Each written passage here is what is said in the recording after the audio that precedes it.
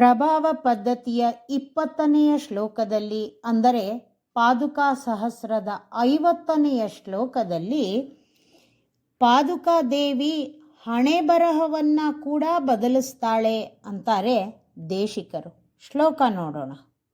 ಪರಿಸರ ವಿನತಾನಾಂ ಮೂರ್ಧ್ನಿ ದುರ್ವರ್ಣ ಪಂಕ್ತಿಂ ಪರಿಣಮಯಸಿ ಶೌರೇ ಪಾದುಕೆ ತ್ವಂ ಸುವರ್ಣಂ ಕುಹಕ ಜನ ವಿಧೂರೆ ಸತ್ಪತೆ ಲಬ್ಧ ವೃತ್ತೇಃ ಕ್ವನು ಖಲು ವಿದಿತಸ್ತೆ ಕೋಪ್ಯ ಸೌದಾತುವಾದಃ.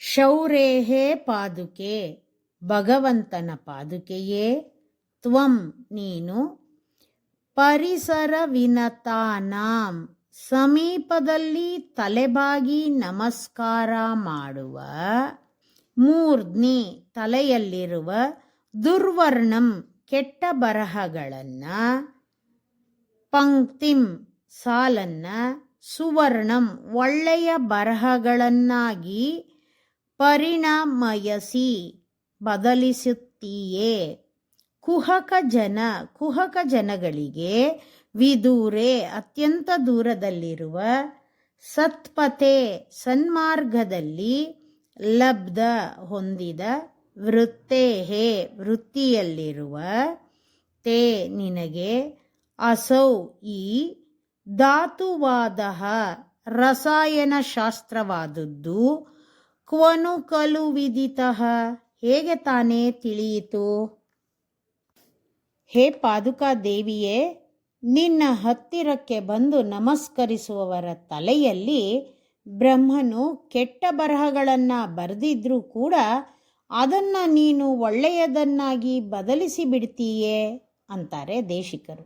ಅಂದರೆ ಕೆಟ್ಟವನಾಗಿದ್ರೂ ಕೂಡ ನಿನ್ನನ್ನು ಒಂದು ಸರಿ ನಮಸ್ಕರಿಸಿದ್ರೆ ಅವನು ಒಳ್ಳೆಯವನಾಗ್ಬಿಡ್ತಾನೆ ಅಂತಾರೆ. ಇಲ್ಲಿ ದುರ್ವರ್ಣಂ ಅನ್ನೋದನ್ನು ಬೆಳ್ಳಿಗೂ, ಸುವರ್ಣಂ ಅನ್ನೋದನ್ನು ಚಿನ್ನಕ್ಕೂ ಇರುವ ಹೆಸರು ಅಂತ ಹೇಳಿ ಹೀಗೂ ಅರ್ಥ ಮಾಡ್ತಾರೆ. ಬೆಳ್ಳಿಯನ್ನು ಚಿನ್ನವಾಗಿ ಮಾಡಿಬಿಡ್ತೀಯೇ ನೀನು ಅನ್ನೋ ಅರ್ಥ ಉಂಟಾಗತ್ತೆ ಈ ಶ್ಲೋಕದಿಂದ. ಬೆಳ್ಳಿಯನ್ನು ಚಿನ್ನವನ್ನಾಗಿ ಮಾಡೋ ಶಾಸ್ತ್ರಕ್ಕೆ ರಸವಾದ ಅನ್ನೋ ಹೆಸರು. ಅದು ದುಷ್ಟರುಗಳು ಮಾಡುವ ಕೆಲಸ. ಒಳ್ಳೆಯ ಮಾರ್ಗದಲ್ಲಿ ಜೀವಿಸುವ ನಿನಗೆ ಈ ವಿಷಯವು ಹೇಗೆ ಗೊತ್ತಾಯಿತು ಅಂತ ಹಾಸ್ಯದಿಂದ ಕೇಳ್ತಾರೆ ದೇಶಿಕರು. ಶ್ರೀಮತೆ ನಿಗಮಾಂತ ಮಹಾದೇಶಿಕಾಯ ನಮಃ.